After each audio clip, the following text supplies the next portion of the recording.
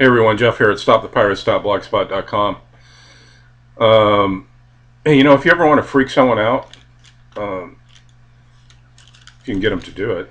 Most people are too scared to do it, but have them look at the back of your Social Security card, and it has to be one after 1999, and you'll see a series of red numbers. That's the account number, and the E stands for one of the 12 Federal Reserve banks that holds your exemption account.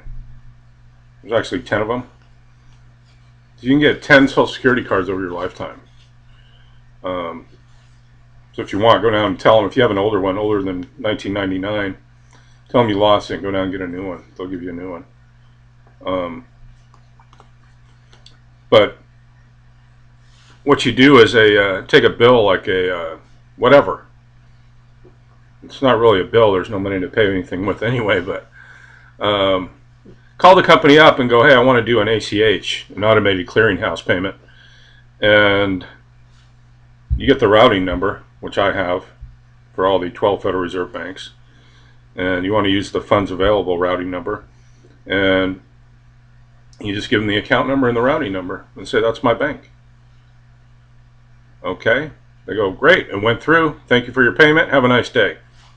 That'll freak people out. Yes, it does work, ladies and gentlemen.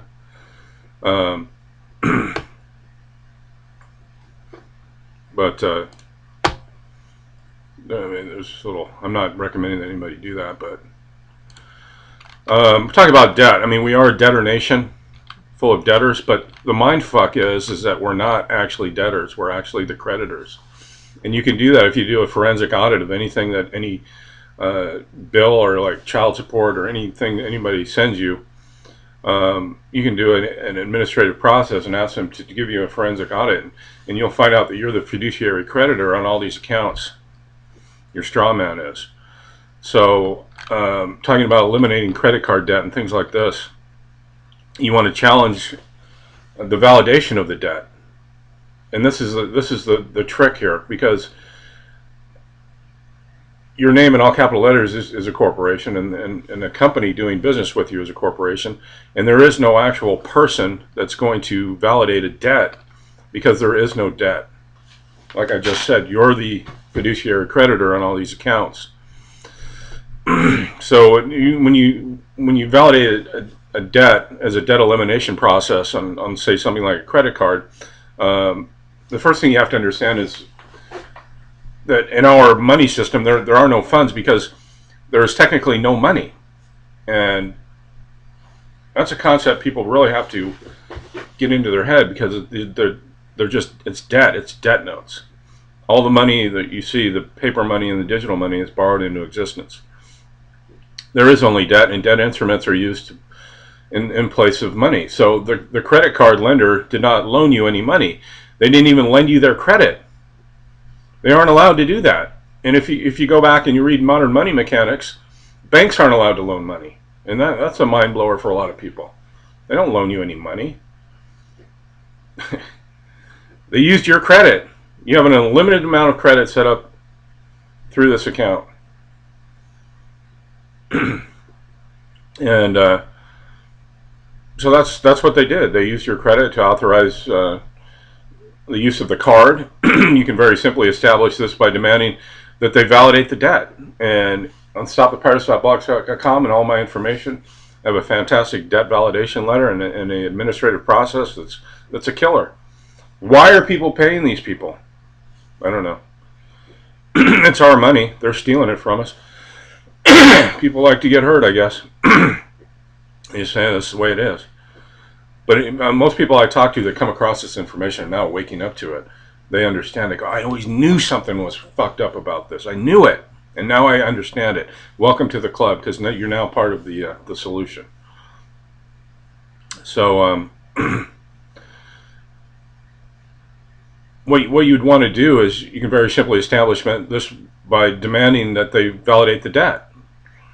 And that is someone in a position of authority at the lending corporation would have to sign an affidavit under oath, under penalty of perjury, that the debt that they claim you owe them is a valid debt, and they can't do it. They have actually committed fraud, and now that you are asking them to sign for it, They just won't do it. And there's nobody at the corporation that's going to stick their neck out for that. Um, so failing to sign the affidavit, they just write the debt off as a loss. And this normally takes a series of communications. Like I said, the administrative process, just like the IRS uses against us. They just send you a bill, and you can do this to anybody. Just send anybody a bill. And if they don't respond to it in the amount of time limit given, you have a valid process, and you can take that into a small claims court, and then we'll validate your process and give you a judgment on somebody. Well, you just said you owed them money, but you don't actually owe them anything. And that's how the system works. Notices are very important things when you get a notice from any company. Anyway, if they try to have a collection agency get involved, that's even better. You simply remind them the collection agency is not a party to the contract and cannot speak for the lender, and of course they won't certainly sign an affidavit taking responsibility, and they might even get an attorney involved. And this is where people really get freaked out and scared. Oh my God, they're taking me to court. Good. We've got all this information at stopthepirates.blogspot.com. Do not worry. It's simple. And the scare tactics need to stop. Because we have to understand that we are the creditors. We're not the debtors. And you know, that if they get an attorney involved, the attorney's not going to validate the debt. And if handled, you know, very quickly and professionally, your process grinds them to a halt, backs them into a corner, and they can't do anything. What else? Filing a lien against your trust to eliminate credit card debt. And another version of this debt elimination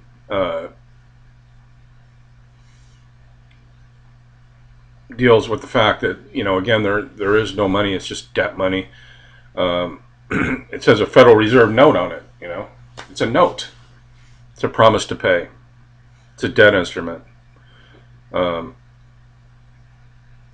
It's being used, you know, as if it were real money, and we're taught and trained in the public school system that this is money, and your whole lot in life is to get a career, get your little piece of paper, and go to work and pay your taxes, and be a good slave. You be a good debt slave, and don't ever question the system, because if you do, all your friends and neighbors are going to look at you like you're crazy and probably call Homeland Security on you. And no, I'm just getting off on a tangent.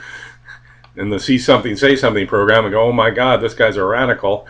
And he's talking about, you know, banks and the Federal Reserve is private, and that scares us. So I swear to God, folks, I mean, you got to be careful who you talk to about this shit, because there's a lot of fucked up idiots out there who are still trapped in the matrix.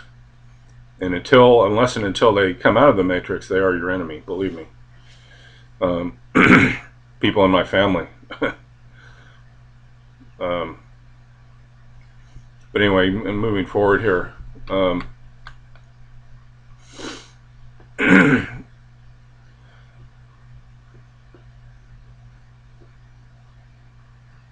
So like when you agree to use the credit card,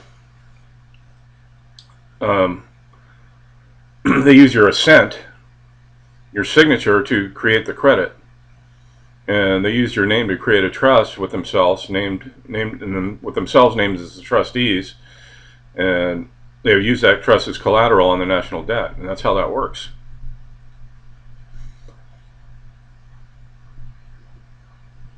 You know, people have talked about, and this gets into a little more in depth and complicated when you talk about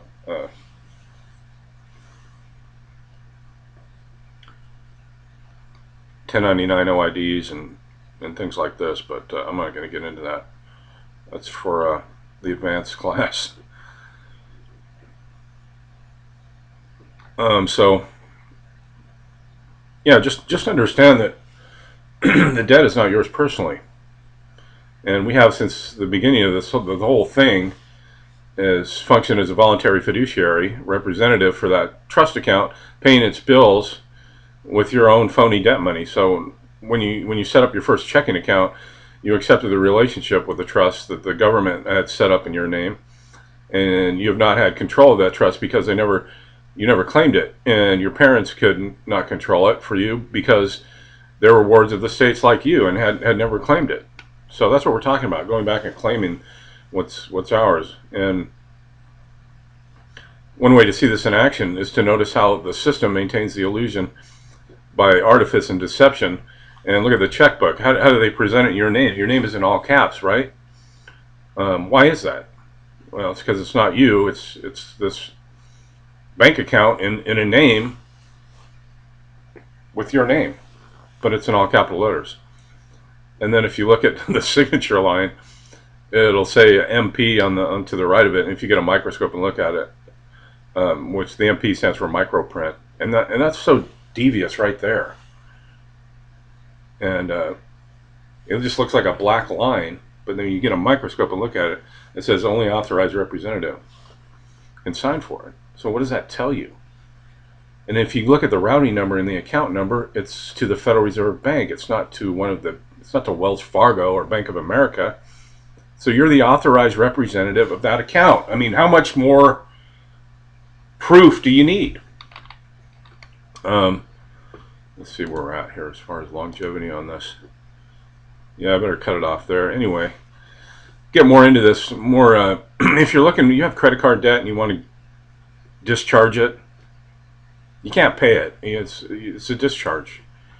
We have ways to do that. So go to stopthepirates.blogspot.com. Thanks. Have a great day.